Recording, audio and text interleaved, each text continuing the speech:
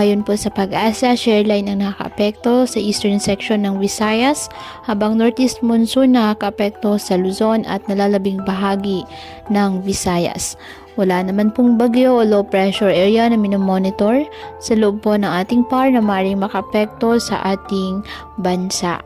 Samantala, may gale warning pa rin na nakataas sa northern and eastern coast of Catanduanes, northern and eastern coast of northern Samar, eastern coast of eastern Samar. Ngayong araw, dahil po sa shear line ng Eastern Visayas, Central Visayas, Surigao del Norte at Nagat Islands, asahan ng maulap na halangitan na may kalat-kalat na pag-ulan at thunderstorms. Ang Cagayan Valley, Apayao, Kalinga, Aurora, Quezon at Bicol Region, asahan din po ang maulap na halangitan na may mahihinang pag-ulan dahil pa rin po yan sa northeast monsoon.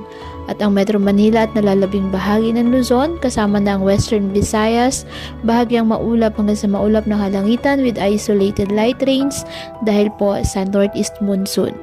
Apektado naman ng mga localized thunderstorms ang Mindanao.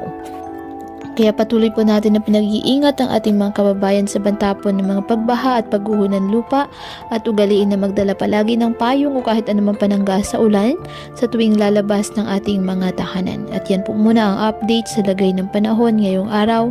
Muli patuloy po tayo na mag-ingat at palaging tandaan, God loves you.